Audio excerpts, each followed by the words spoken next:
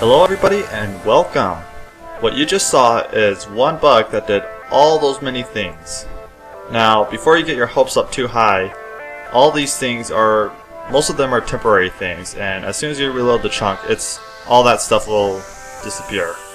Now, I would like to start this video out by explaining how it works, and then I'll explain how I did each of those individual bugs. And to start off, I'll ask this simple question. When I flick this lever, will this rail break?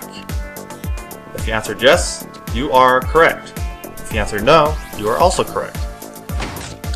See? Now, how does this work? Let's talk about the internal Minecraft client and server. This red block will be represented by a client and the blue one will be represented by a server, all within the single iron computer. Now, in a typical multiplayer server, you will see something like this. You will only be using the client part of your Minecraft and connected to a single server, and then whenever you do something like putting down a block, then the sound and the fact that you put down the block will all appear to you immediately, but all that information also has to be sent to the server and then to all the other clients who are nearby that you played that sound and put down that block. Now, you can think of the client as the main purpose is so that you can quickly see graphics and stuff, while the servers for things like saving the world, moving a mob which multiple people could see or whatever. So for example, sending a firework rocket in the air, the server doesn't even care about that. However, all those little particles and stuff still need to be seen, and so that's what your client does, is worry about all those particles so that you can see them and puts them around in their space. Now, also, just a disclaimer, what I'm saying right now is all guessworking, so I might not actually be 100% accurate with this stuff. So now onto a single player world. In this, you will still have a client and the server, they're just both inside your computer, and this is done like this so that you can easily open the LAN, and because it's probably easier to program. But because of this, the client will have a copy of the world and the server will also have a copy of the world. Now, normally these should all be exactly the same since they talk to each other really frequently, but it is possible to get these out of sync, and that's what this whole ghost block thing is all based off of. So now we're back to this. What this does is it is moving the pit block and the rail at the same time, and the client thinks that this is totally possible, but the server thinks it's impossible. Therefore, the server breaks it and makes a block out of it, while the client will actually keep that block there. And since the client doesn't actually do all the calculations, most of it's done by the server, it will actually allow this to be a floating block after you retract it, because the client doesn't actually do the calculations that make it break when it's floating. That's up to the server. So you can get some weird effects like this. Now, I have the real rail. I'm not duplicating this. As soon as I unload the chunk and reload it, it'll pull it from the world save and what the server has, and that's pretty much the correct version. So I guess if you answered yes to the breaking question, you were more correct because that's what actually gets saved. But the client doesn't get saved. Now you can actually do a lot of things with this. For example, I can inject this into another block, like so. I push this into that block. Well, now we got an interesting effect here because on the server, this block is right here, and all the rails are broken. But on the client, this block is over here, and you can actually update any of these things just by right-clicking with a bare hand or certain items in your hand. It doesn't work with a rail, but like this. So I just right-clicked and it updated, and now I have two of these things, but this one doesn't exist. Alright, now if you want to build this, it's really simple. This is just a sticky piston block, piston, iron block, and lever. This has to be on the underside. You cannot build it like this because the order in which the pistons fire does matter. If you want to trigger this by redstone, you would have to build it like so, and this will make it work. However, I have found that this is more unreliable because on certain Y levels, which this might be one, it doesn't actually work. And so you would have to put it up or down, or it is possible to do a special reroute of redstone, which I won't really get into. Now that you understand how everything works, I am going to get into how I did every single one of these tricks, and there's quite a lot. So it might get boring, you can skip this if you want, which just means close down the video. But here is trick number 1, and this is the on lamp that is always on. This actually affects your block light, which surprised me. I don't think this will affect zombie spawning or anything, because this is really an off lamp. On the server, this lamp is off. On the client, it's on. And really all I have to do is right click, and it's off. The way this worked is right here, the magic happened here. I pushed this lamp over here, and I just kept pushing it like this until it got all the way over there, and voila! I have virtually pushed this stuff over here. On the server, none of this exists, it's all just broken rails. But all I have to do is right click here, and there. And this is back to normal, but I just don't update that one. And I can fix all these things now, and there you go. Now for the next trick. This lamp was off, and then I right clicked and turned it on. I'm sure you could understand how this one works. It's very similar to that one, except I just started with an off lamp, and this one was on by default. Here we have a rail, and what I did to do this is I just pushed rails from here all the way over there until, I'll just quickly do this and speed it up. Almost there. I just need to break a couple rails here to allow pushing there. It still follows the rule of the max push limit. So now I just need to add a couple more. And voila, we have pushed these things over. Now there aren't actually rails here. So if I right click there and there, you'll see that. I have to put those back. And then I want to right click here because I want that to be a block. And now we're left with this thing which I have altered, and I can remove all these now. And then all I have to do is right click here, and that turns back into a powered rail. This one, as you can imagine, I just pushed these coal blocks over here until I pushed the diamonds back a spot. And then all I did is right click with my diamond pickaxe to turn them to diamonds. Over here, I covered the fire with a rail, which turned the block of fire into a rail. And then all I had to do is right click to show back the truth.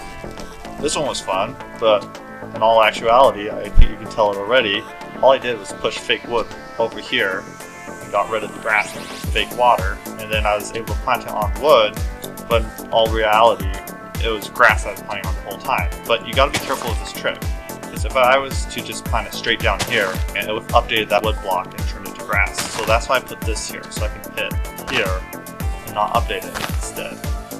Okay, this is a beacon that appeared to not be on, but I actually had the effect. All I really did was push this iron block over it, and then the beacon stayed on, but according to the client that wasn't possible, so it didn't show the beam, but the server calculated the fact that the effect radius still works.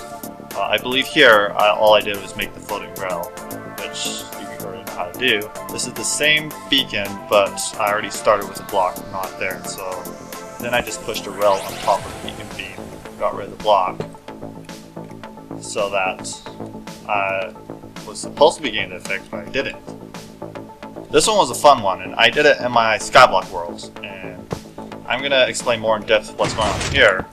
But basically, if you remember, when I actually put the rail into the Wither Skull, now since these aren't pushable by blocks, it won't go anywhere, but the rail will just replace it. And when I right click on it, it should just go back to normal. Here we are now. So it didn't actually push the iron block. Now, when I right click, it goes back to normal. However, the way it does it is it asks for the server for the information of what's actually there, or the server just tells you, but it never actually returns tile entity data. And since the actual player face is stored as tile entity data, it just gives you back the default value, which is a north-facing skeleton skull. This is the only tile entity block that this works with. Chests and stuff just won't even bother with this, since nothing can push them. This one, all I did was push fake glass in front of here, and then took away this glass and replaced it with a rail. Over here, this one was fun, and I'm sure you recognize this place. All I did was take out the lava and water and replace it with rails. I actually did this from the underside. I pushed the rail here and pushed the rails upwards. So there we go, and now I'm pushing the rails upwards and into it. And I could just keep doing that and make the lava actually turn into rails, and the same with the water. And so when I stepped in there, I was burning. When I stepped in there, it went away. And then I was actually drowning in there. I was drowning in a substance that I could jump around and do whatever, but yeah, I was drowning. The bubbles weren't showing. I thought that was pretty cool. Over here, I turned this into iron and just put fake wood by it. Here we have the two zombies where the wrong one was burning, and all I did was replace this with a rail and put a fake iron block on top of that one. This one was fun. All this was those fake blocks. Now, since the movement of zombies are done by the server, it completely ignores those fake blocks because it doesn't even know that they were there in the first place.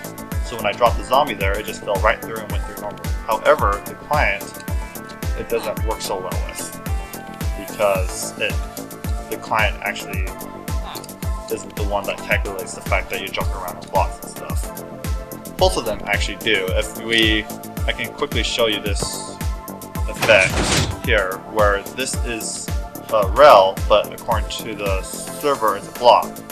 So if I jump on it, I get this weird effect because the client thinks I can fall through, so it's letting me. But the server's kind of double checking it and not letting me, and so it keeps me from falling. But as you can see, if the server were to handle the fact that I walk around the blocks all the time, I'll be getting that wobbly effect the whole time. So that's why the client handles that. So here, I can update this and create a few of these. And this one's very interesting. So if I go into survival and wear this pickaxe down a little bit by breaking that block, well, I just broke a block that didn't exist and made a pickaxe wear down when it shouldn't have.